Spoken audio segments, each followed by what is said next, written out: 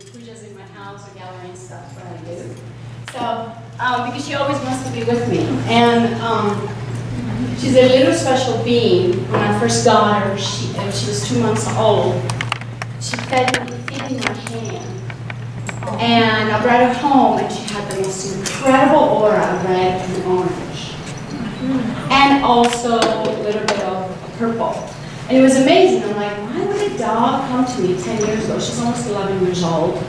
And I'm like, why this doggy came to me? I love Pomeranians, but I didn't choose her, she chose me.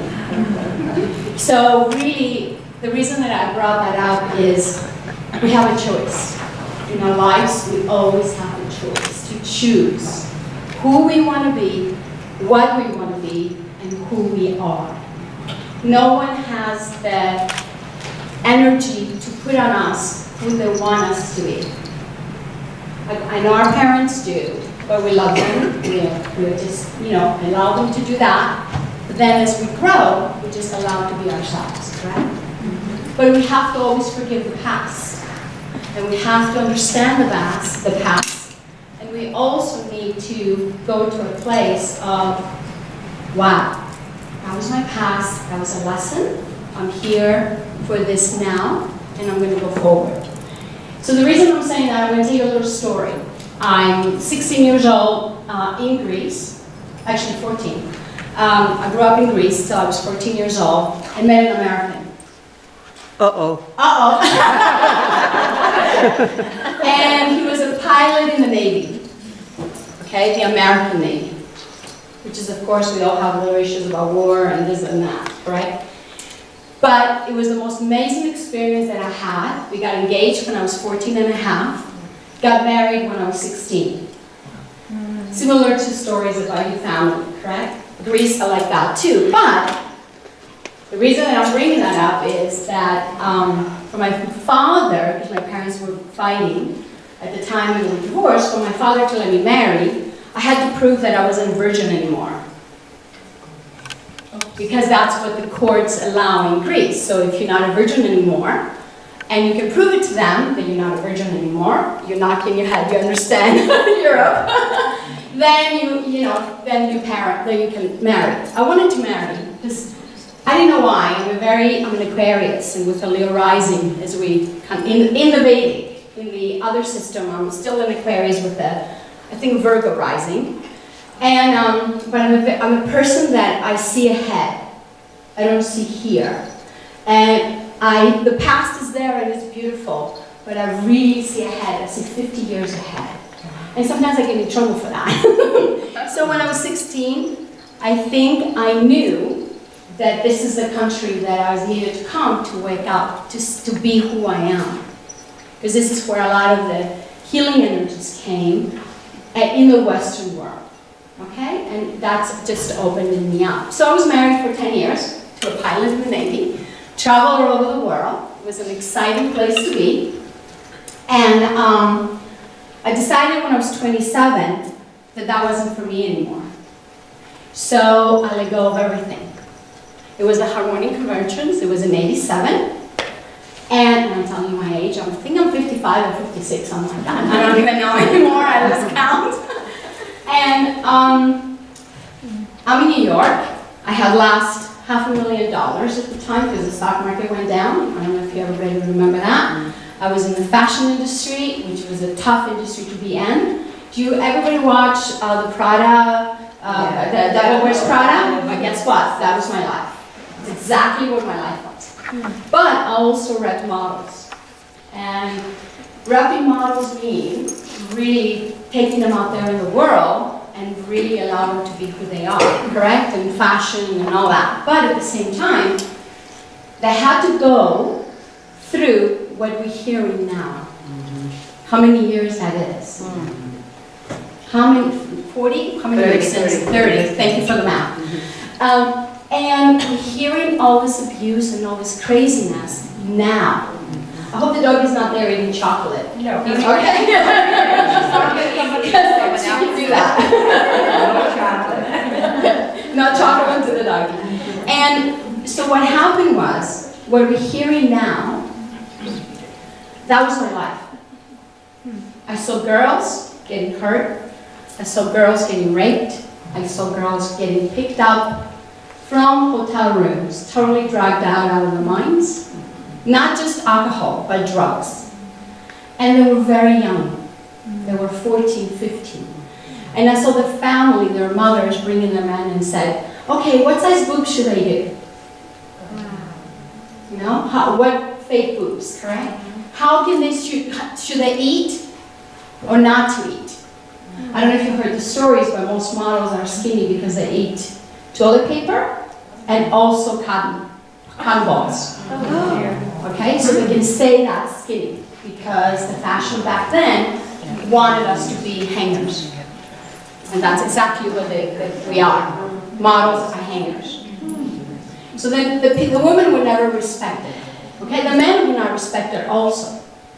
But because we're a women's group, that's what I'm talking about. The whole, in the fashion industry, you're just a hanger. You don't have any means, you don't have any feelings, you cannot say anything. If they tell you to smile, you smile. If they tell you to sit, you sit. If they tell you to go up and down, you do whatever they tell you. So it's interesting that the truth is coming out now of what, after 33 years of what we've been through as a society. I was not going to be a spiritual teacher or a healer. That was not in my head. That was not in my life. That was not something that I wanted to do. I was 9 years old though, and I can read tarot cards. Past life. Had nothing to do with lifetime because I never studied it. And actually they were not tarot cards, they were regular playing cards. You know, like we play games. So it was, all of it was intuitive. So I'm hitting 27 and I'm looking at life in New York and I'm like, oh my God, do I want to be here? Do I want to be in this? So,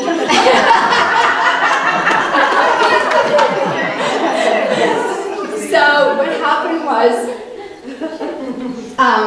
I met my first guru, and I went to India, and some of you know my story, because you know me. Thank you. And my guru didn't even speak English. He was not a famous guru. He was a guru that no one ever heard. His name was Guru Acharya. He was 77 at the time. He gave me my first mantra, and that's an initiation. A lot of you, if you've done mindful meditation or whatever, you all receive a mantra.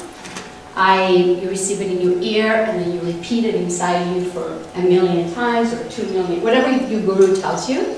Or in this modern world, we'll do it when we meditate. So, I was like, why am I in India? You know, what is this? Like, kind of like what Nancy was talking about, why am I doing what I'm doing? But I went there with a pair of slippers, because I only had $300 for 3 months. I didn't have that much money in my ticket. And just a sari. And I spent 3 months following a guru that did not speak English. I really didn't understand what he was saying. I was just following energy. And you know how tough that is for our minds, correct? Because we want to know everything. We want to understand, like, okay, what does this mantra mean? And why do I do that? I had to surrender because I had no idea. I slept in the Ganges, the stairs of the Ganges. Have you guys seen those stairs in the different temples? Because that's what yogis and yoginis do in our path. And by the way, yoga, it's different than being a yogini or a yogi. Two different things. They do yoga, but that's not, if the yoga people go out there saying I'm a yogini, it has nothing to do with the yogini that I'm going to talk about. The yogini that I'm going to talk about is about a tantric path. And I really have no idea what that tantric path was about, because the Western world, we have a different understanding of tantra, right? It's all about sex, or positions, or Kama Sutra, or whatever we want to think. But the tantric path is the most, actually we had a conversation about that last night at dinner, and that's what brought it up. It's the most, how do I call it, integrous path that you can take in life. Esoteric also. Esoteric, absolutely. Thank you. And what I mean by that is you go really deep, deep within yourself And if you don't have integrity for yourself and who you are, that path actually will slap you away and push you away. Or if you do, it will bring you back to your center. That's why you heard many gurus say, well, go do this for 20 years and come back to me. Have you heard that? That's exactly what that path is about. Because your ego is there. Okay? And if your ego is there, you can now really do your spiritual, esoteric, tantric work. And yes, I can wear red and I can walk around saying, I'm Yogini, hello. That's not it. We wear what we wear on the path because we respect the path. We don't wear malas just because, oh, it's in and I'm going to wear malas, you know. Even the beads, that's why it was so important to me that you have an intention when those beads were given to you on the beginning. Because everything is about intention, everything is about a choice, and everything is about it being so true to you that you don't even know what true to you is, if that makes sense. So it's a total surrender. In Greece, one of the Greek philosophers says, the more you know, the less you know. So that's part of my motto. I was like, what am I going to speak about today? I had no idea up to the moment that I stepped up here.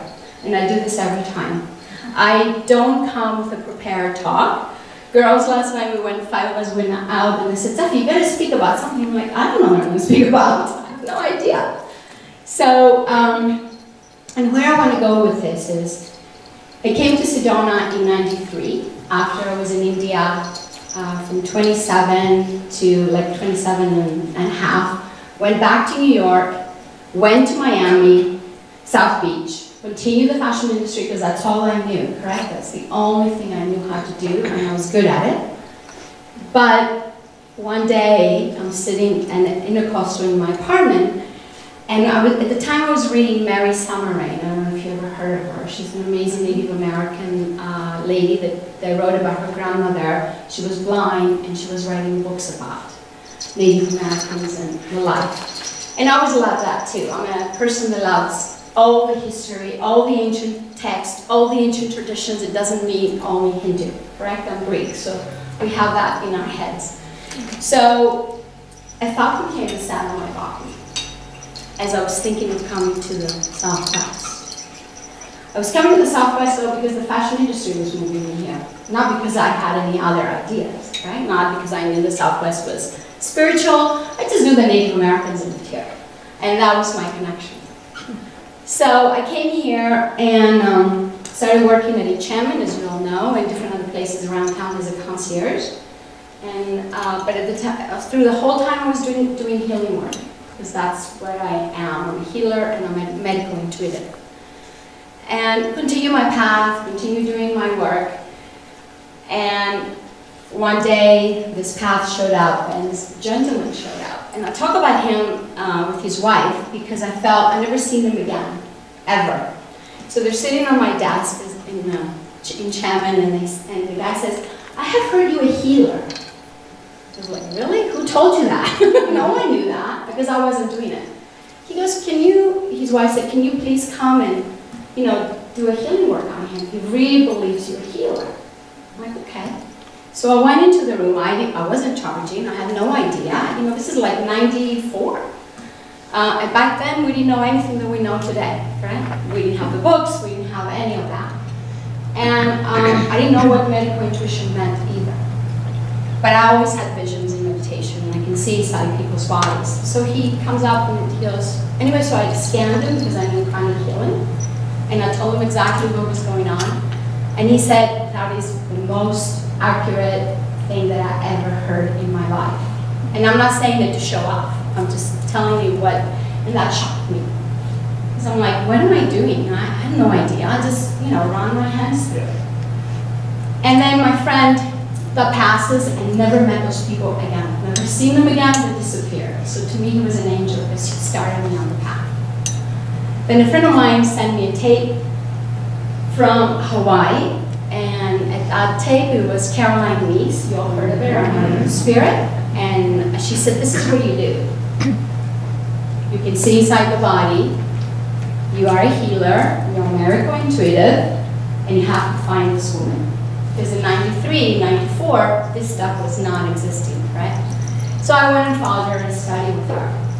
And here I am today.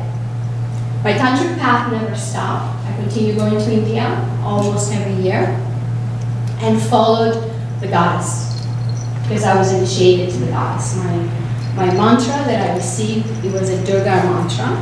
And again, I didn't know that I was doing the goddess back then, right? I had no idea. I didn't know that I was a tantrika till a few years later that I went to India and I got connected to this incredible temple. And this tantrika shows up in my life and from the mountains of the Himalayas. And she says, "Are you ready?" And I'm like, "I'm always ready, but for what?" Because I'm pretty adventurous kind of girl. All right, I think you need to come and settle down a little bit. What? So she's clearing and fixing the energy. I know what she's doing. So anyway, and a tantrika is not an easy life. We have to do a lot of different work within ourselves and to really go deep in ourselves and understanding. But the most important understanding of a tantrika is our yoni, as you guys had a little bit of experience before, our second chakra, and also our third chakra. Those are the chakras that we've really never used, correct? Continue. First chakra is about family, and it's about ancestors, correct? Who actually can look at that without pain? Most of us. Can you look at that without pain? Well, good. Then you worked on your first chakra. Great. But before you got here, we all have this stuff, deep stuff inside. And even the yogis say that be careful how you open your first chakra. Because your first chakra actually, because it carries so many members, so many people in there, and energies of your past lives, of your ancestors, of everything else, what happens is you can go crazy if you open it up. Literally, you can go crazy. So it needs a slow process to open your first chakra. Chanting? No. So, and then the second is your womb. And just imagine how much energy moves into your womb. And how much energy comes out of the womb when you give birth. And then your third is I. Who am I? What am I about? What am I doing here? Correct? But we have all these questions. So yeah, the higher chakras are very easy to open because we all want to be spiritual and we all want to be here hanging and going, oh, we're beautiful and loving, all right? But the truth is, we can be beautiful and loving, but if we don't have first, second, and third, we're going to get upset, we're going to scream, we're going to yell, we're going to get angry. What else? We're going to get disappointed. What else are we going to get? We're going to get scared, disconnected, vindictive, really nice. Resistance, exactly. So the last three chakras are the lower vibration of earth, of our earthly living. So to rise the vibration up in the chakras, to get those opened up also, those three here from the hips down need to be opened up. And anybody knows what the belly button represents? Anybody saw me? Heart center? Huh? Heart center? Heart center? No? But close? Hara. Hara. Sorry. Hara. Hara. Actually, no. And the reason that I'm saying that, I can explain it to you. This is where the baby eats from, correct? In the inside. So this brings life. The belly button is life. So we have a place in Greece that's called the belly button of the earth. There's a specific area in Greece, in Delphi, there's a belly button of the earth. I'm talking about it giving you chills. So think about, you heard of Delphi, correct? You all know Delphi. So think about where your belly button, how deep your belly button is as a woman. You represent the earth mother. We also represent the higher beings, and I'm going to get there. But we represent the Earth Mother. When we give birth, we do this position, correct? Now we lay down. But before, we used to do this so the baby can come out through his head. Now they have, you know, whatever, the other stuff. But originally, the reason we came down like this is because the baby needs to get all the information right in here, in the crown. So if this area is not clean, correct? Can you imagine what energy the baby receives as it comes out? Think about that. So you are the belly button, you are the Mother Earth. Clearing this area here is very important. It doesn't matter if you have babies or not. This year, this lifetime, I was blessed not to. And I say it as a blessing, you know why? Because many lifetimes I have many. So this lifetime is perfect. I have her and that's enough. But it's always a blessing even if we have it or don't have it. We cannot blame ourselves for anything. Birth, we give birth every single day as women. Our yoni opens up, and as we know very well what you did with us today, our yoni opens up and actually receives and then gives. So it's very important for you guys to understand that the lower three chakras are as important as your higher chakras. You cannot allow the lower chakras to control your life. And I'm guilty of that at times, you know? Because I got a little bit, frustrated at times that I was planning this event because there's a lot going on, there's a lot of details. But that's okay, because I'm okay with being frustrated. I don't judge myself. And the most important thing that you guys need to do is learn not to judge who you are. Starting from the lowest dark feeling that you have.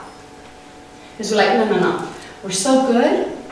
Oh my God, we're so perfect. And then we go over here and go, ah! No. Go aha at that moment that you feel it. And that's what I do, maybe because I'm Greek. Greeks do that. But go into that power at that moment. Don't go stuff it in. Because if you stuff it in, you're destroying yourself. You're giving all this like negative energy to you. And I'm not saying go throw it out to other people, but speak it to yourself and just get it out of your body. Allow the cells to breathe. Allow your energy just to be as big as it can at that moment.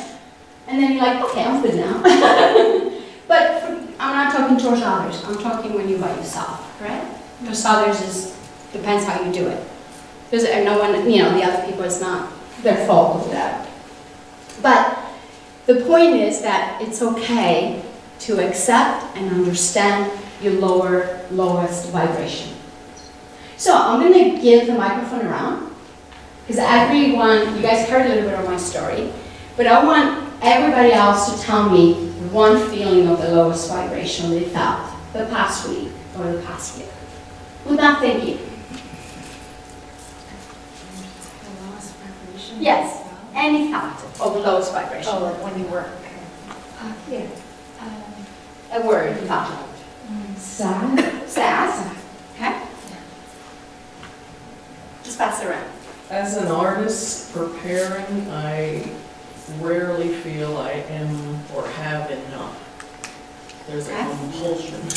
All right? Doubt. Doubt. Fear. Let's take the back girls too. Fear. Okay? Fear. Self-sabotage.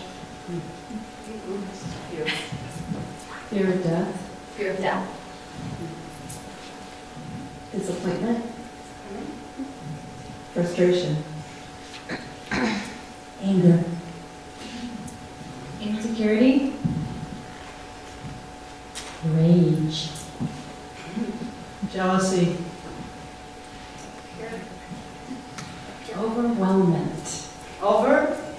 Overwhelmed. Okay? Rejection. Okay? Loss. Loss. Resentful. You can just take it. Fear. Fear.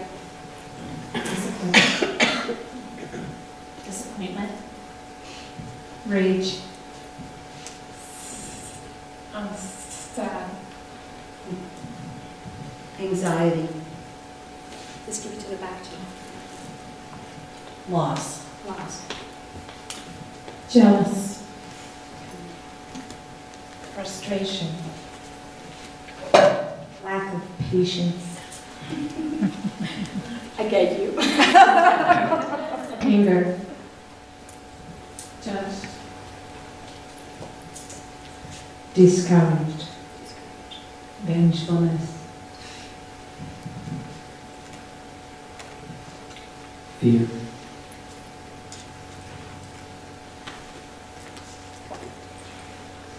Sophia, say something. Come on. I don't have anything to say much. Okay, frustration. Okay. I gotta get her out of her. Frustration also. Overwhelmed. Misunderstood. Pain. Pressured. Frustration. Fear. Fear. Fear. Angry.